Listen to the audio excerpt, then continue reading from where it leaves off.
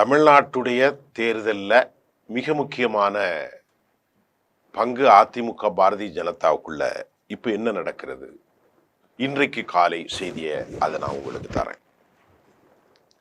அதிமுக கூட்டணியில் ஒரு என்ன சொல்றதுன்னா, செயல்பாடும் நம்பிக்கையும் இல்லாத ஒரு கூட்டணியாக பாஜக இருக்கு. எடப்பாடியை நம்புவதற்கு அமித்ஷா தயாராக இல்லை. அமித்ஷா பிஜேபியை நம்புறதுக்கு எடப்பாடி தயாராக இல்லை. நல்லா கவனிச்சுக்கோங்க. இந்த ரெண்டு பேருக்குள்ளேயும் ஒருவர் காலை எப்போ மாறி விடுவான் அப்படிங்கிற ஒரு சூழல்ல இன்னைக்கு அந்த கூட்டணி இருக்கிறதுல தெளிவாக சொல்கிறோம். அந்த இடத்துல நான் இதில் திமுகவை பார்க்கல. ஏன்னா நெருக்கடிக்கு உள்ளாக்கப்பட்ட ஒரு கூட்டணி தான் அதிமுக. உளப்பூர்வமாக இணைந்த கூட்டணி அல்ல. ஆனால் திமுக மீது எவ்வளவு பிரச்சனை இருந்தாலும் அவங்க பாஜக மதவாதம் அப்படிங்கிறதுல அந்த கூட்டணி இடதுசாரிகளும் காங்கிரஸும் திருமாவளவும் முஸ்லீம் அமைப்புகளும் ஒரே மாதிரி இருக்கான். ஆனால் இங்கே எடப்பாடிக்கு மேலே ஒரு கண்ணை வச்சிருக்கிறார் மத்திய அமைச்சர் அமித்ஷா மீது ஒரு கண்ணை வச்சிருக்கிறார் எடப்பாடி. இப்போ அதிமுக கூட்டணியில் இந்த ஓபிஎஸ் டிடிவி தினகரன் இந்த ரெண்டு பேரையும் இணைப்பதற்கு எடப்பாடி தொடர்ந்து மறுத்து வர்றார். இப்போ நேற்று நெல்லையில் பேசிய பழனிசாமிக்கு பதில் சொல்லக்கூடிய அளவில் நயினார் நாகேந்திரன் அவர் என்ன சொல்றாருன்னா, பல விஷயங்களை பேசுறார். இந்த 100 நாள் வேலை திட்டம் அதெல்லாம் அவர் பேசி முடிச்சுட்டு இன்னொரு விஷயத்த ரொம்ப முக்கியமாக என்ன சொல்றாருன்னா, தமிழ்நாட்டில் தேர்தல் வரப்போகிறது. இந்த தேர்தலில் ஒரு வலுவான கூட்டணி அமைப்பதற்கு நாங்கள் முயற்சி செய்து கொண்டிருக்கிறோம். அந்த முயற்சியை முன்னெடுப்போம் அப்படின்னு சொன்ன திரு நயினார் நாகேந்திரன் திருநெல்வேலியில் பேசும்போது ரொம்ப முக்கியமாக ஒரு விஷயத்த சொல்றார். எங்கள் கட்சியை பொறுத்தவரை எங்களுடைய கூட்டணியில் ரொம்ப வலுவாக இருக்கிறோம். அது எல்லாரும் சொல்றதுதான். டிடிவி தினகரன் ஓபிஎஸ் இந்த ரெண்டு பேரையும் தேசிய ஜனநாயக கூட்டணியில் இணைய வேண்டும். என்னை பொறுத்தவரை திமுக அரசை அகற்றப்பட வேண்டும். ஆனால் அதற்காக யார் வேண்டுமானாலும் வரலாம். அவர்கள் வர வேண்டும் என்பதுதான் என்னுடைய விருப்பம். கூட்டணிக்கு இன்னும் நாட்கள் இல்லை, 90 நாட்கள் மட்டும்தான் இருக்குது.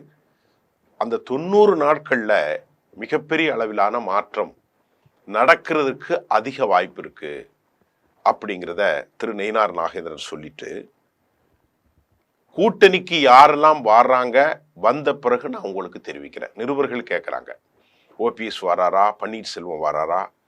பொங்கலுக்கு பின்னால எல்லா விஷயமும் தெளிவுபடுத்தப்படும் என்று சொல்லிட்டு இடத்த காலி பண்றாரு. இப்போ நாம எடப்பாடி பழனிசாமி கட்சியை காலி செய்வதில் ரொம்ப உறுதியா இருக்கார் அப்படின்ட்டு அதிமுகவில் உள்ளவங்கலாம் சொல்லிட்டாங்க. சொன்னதை சொல்லியாச்சு. நீங்க கேட்குற மாதிரி இல்லை. களத்தில் நிலவரம் மோசமாக இருக்குது. அதனால் முக்குளத்தூர் வாக்கு வங்கி இழக்க போகிறீங்க.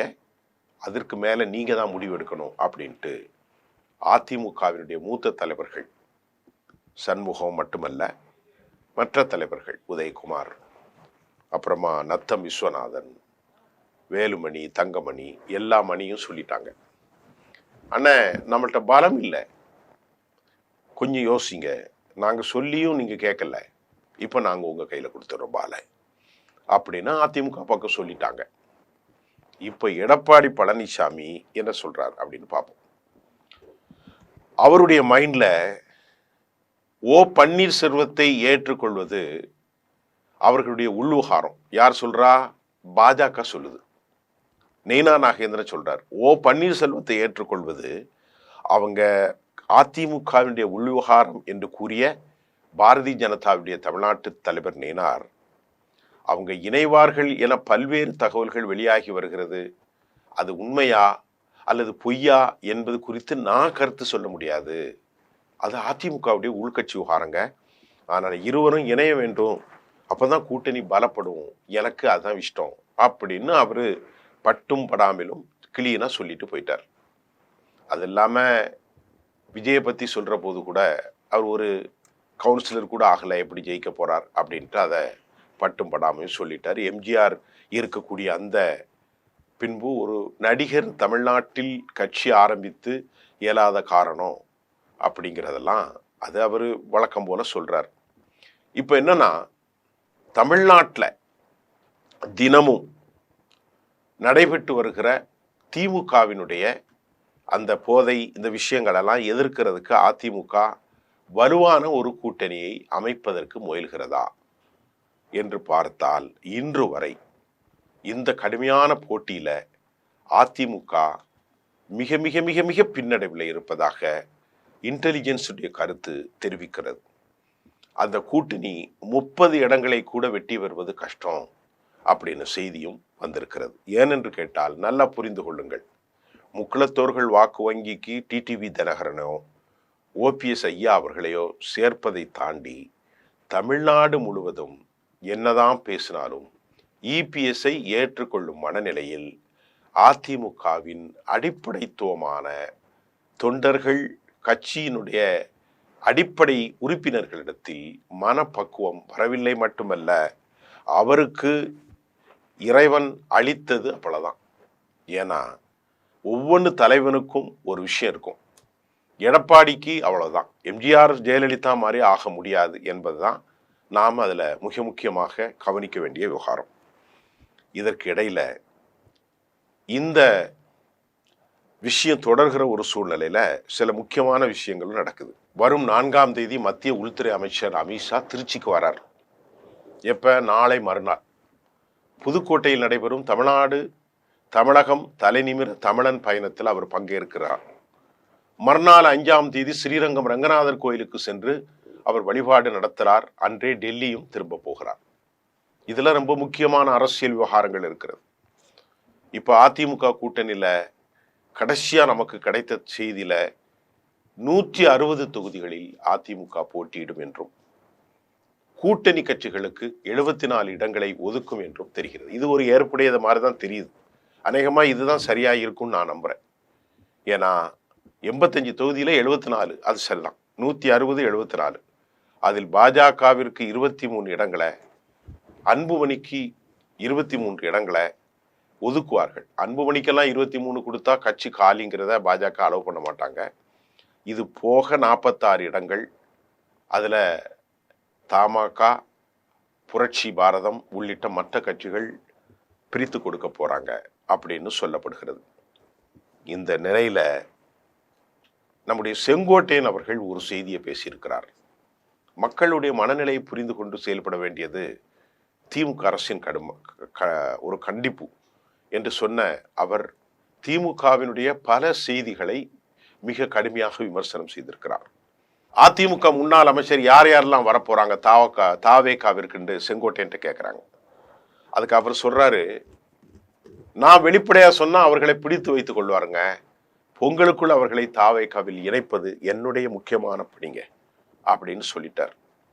ஓபிஎஸ் டிடிவி தெளிவாக இருக்கிறார்கள். எடப்பாடியே வந்து மீண்டும் அழைத்தாலும் ஓபிஎஸ் அதிமுகவிற்கு செல்ல மாட்டார். ஆனா அழைக்கிறதுக்கு வாய்ப்பில்லை. இதனை மற்றவர்கள் புரிந்து கொண்டால் சரி. டிடிவி ஓபிஎஸ் தாவேக கூட்டணியில் இணைவது விரைவில் நடைபெற போகிறது என உறுதியான கருத்தை செங்கோட்டையன் தெரிவித்து விட்டார். இப்போ சொல்லுங்க, 160 + 74. இப்போ 160 + 74, அந்த 74ல பாமகவுக்கு குறைவாக தான் கிடைக்கும். பாஜக ஒரு 35 தொகுதியில் இருக்கும், பாமகவுக்கு ஒரு 20. மீதி அவங்கள்ட்ட பெருசா ஒன்றும் போட்டி போடுறதுக்கு ஆள் இல்லை. இந்த புரட்சி பாரதம், இந்த பாபநாசத்துல கொஞ்சம் வெற்றி பெறக்கூடிய மூப்பனாருடைய கட்சி, இது தவிர தேமுதிக கொஞ்சம் முக்கியமான 1.5% ரோல் வைத்திருக்கிற கட்சி, பெரியவர் ராமதாஸ், இவ்வளவுதான் இருக்கிறாங்க. மற்றபடி எஸ்ஆர்எம் நிறுவனத்தினுடைய ஐயா பச்சமுத்து ஐயாவுடைய அந்த கட்சியும், முதலியார் சண்முகத்துடைய கட்சியும், புரட்சி பாரதம் எல்லாம் பேருக்கு இருக்கலாங்க. ஜான் பாண்டியன் இவங்கெல்லாம் ஒரு பெரிய தாக்கத்தை ஏற்படுத்த முடியாது. இதெல்லாம் நம்ம அனலைஸ் பண்ணி பார்க்குற போது அநேகமாக டிடிவி இபிஎஸ்க்கு எதிராக உறுதியாக அவர் நிற்கிறார். இவரை எப்பவும் முதலமைச்சராக்கிறதுக்கு அவர் அனுமதிக்கவே மாட்டார். இவ்வளவு பெரிய தலைவராக இருந்த ஓபிஎஸ் தமிழ்நாட்டின் 3 முறை முதல்வராக இருந்தவர் வருவாரா? இன்னைக்கு செங்கோட்டையனுடைய ஸ்டேட்மெண்ட் தெளிவா இருக்கு. அநேகமாக அவங்களும் கூட பேச்ச முடிச்சிருக்கிறதாகத்தான் நம்பப்படுது. அடுத்த செய்தியில சந்திக்கிறேன். நன்றி.